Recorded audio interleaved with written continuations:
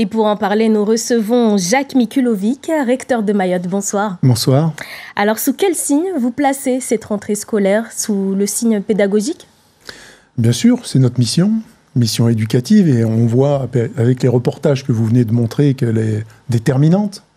Ce premier fait divers dramatique d'un petit jeune Mahorais agressé au mauvais endroit au mauvais moment, c'est trop souvent le cas des Mahorais à Mayotte, d'être au mauvais endroit au mauvais moment, et on ne peut pas tolérer la violence de ces jeunes qui lancent des cailloux et qui, après, si on n'arrête pas cette dynamique, pourraient se tourner vers des armes qu'on vient de leur voir dans votre reportage. Et il ne faut pas qu'il y ait cet exemple qui devienne la suite. Donc, un message déjà de bienvenue à tous les élèves, de félicitations et de très bonne rentrée à tous les enseignants et à tous les élèves. Ça me semble important.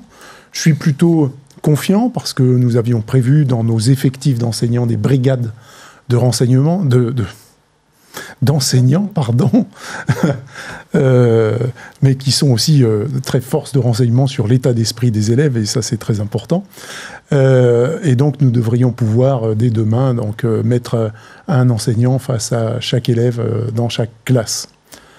Avec aussi un objectif de rigueur. Je pense qu'il faut soutenir les enseignants dans la rigueur à avoir vis-à-vis des attentes que l'on a au niveau des disciplines, des apprentissages. Ça me semble très important, et c'est dans cet esprit aussi que nous avons décliné un projet académique dont vous avez pu rendre compte sous l'acronyme RESPECT. D'accord. Y a-t-il suffisamment de salles de classe alors pour les élèves? Alors, en valeur absolue, non. On n'a pas suffisamment de salles de classe. Vous le dites très bien dans le reportage. C'est 3200 élèves de plus à l'école primaire. C'est 1100 élèves en secondaire. Donc, ça nécessite des adaptations, d'où l'organisation en rotation, que le maire de Mamoudzou souligne comme insatisfaisant. Et c'est vrai qu'en l'état, c'est pas satisfaisant, et nous devrons trouver des solutions. Donc, nous avons une salle de classe pour accueillir tous les élèves, mais avec des contorsions qui sont, en termes d'organisation, assez importantes. Et vous disposez d'assez d'enseignants pour tous les élèves cette année? Oui. Alors, à la fois, on a eu bon nombre d'élèves supplémentaires. Les postes suivent, les supports d'emploi suivent. Le ministère fait l'effort pour que Mayotte puisse avoir l'encadrement suffisant pour tous ces jeunes. Maintenant, effectivement, c'est jamais simple de recruter, mais cette année, nous sommes, je dirais, à date équivalente, mieux positionnés que l'an dernier. C'est 80 postes d'enseignants du second degré versus 126 l'an dernier à la même période. Ce qui veut dire qu'alors que nous avons besoin de plus d'enseignants cette année, il nous en manque proportionnellement un petit peu moins. Et on espère satisfaire à ces besoins. Néanmoins, et j'anticipe aussi sur les préoccupations des syndicats, il faut qu'on renforce l'attractivité de la présence des enseignants à Mayotte pour satisfaire ces besoins plus facilement. Et justement, cette rentrée se déroule sous la menace d'une grève annoncée par le SNES et FSU, qui estime que ces revendications n'ont pas été suffisamment prises en compte, notamment pour davantage d'enseignants, plus de salles de classe, la classification en REP+, pour l'ensemble de Mayotte, et la titularisation des contractuels. Quelle est votre réponse? Alors, nous nous sommes rencontrés cet après-midi, durant 2 bonnes heures.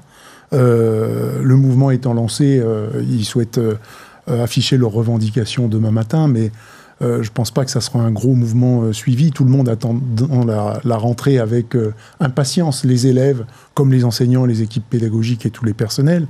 Néanmoins, ils ont des revendications qui ont été entendues et que nous allons relayer. Il me semble important de co-construire ce que l'on souhaite avec eux. Ils sont assez lucides sur la situation.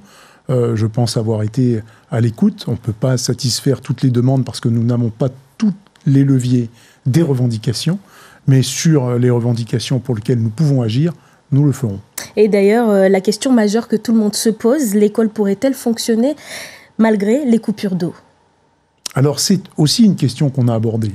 Alors, les services de l'État et le préfet en tête font le maximum pour qu'il n'y ait pas de coupure d'eau au niveau des écoles. Il faut absolument que l'on mette tout en œuvre pour justement accueillir les élèves à l'école, parce que c'est un gage de leur réussite. Maintenant, si on ne peut pas avoir d'eau, forcément on va rentrer dans une situation de crise extrême, et il faudra évoquer une organisation un petit peu différente, et nous avons évoqué ces pistes avec les enseignants. Et quelles ont été les initiatives du rectorat là-dessus ? Alors, ce sont des initiatives qui sont combinées, surtout des initiatives des services de l'État, sous la houlette du préfet, à savoir des cuves pour pouvoir servir de période tampon en cas de coupure diurne pour alimenter les sanitaires, tout simplement pour que les élèves puissent aller aux toilettes.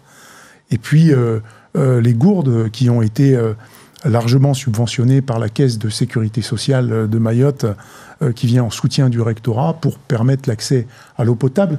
Mais normalement, c'est des situations qui devraient être extrêmement réduites. L'objectif, c'est de gérer cette pénurie pour maintenir les écoles ouvertes. En tout cas, c'est la doctrine. D'ailleurs, le secrétaire général du SNUPP a déclaré « pas d'eau, pas d'école ». Comment interprétez-vous cette position ? Il est raisonnable, je dirais, dans cette revendication, puisqu'il nous faut nous prémunir justement d'éventuelles épidémies ou de difficultés. Alors, il y a l'eau du réseau, et puis il y a l'eau que l'on stocke. Et donc, l'idée, c'est bien d'avoir des cuves pour pouvoir servir de tampon à la période de coupure intempestive en journée qu'il pourrait y avoir.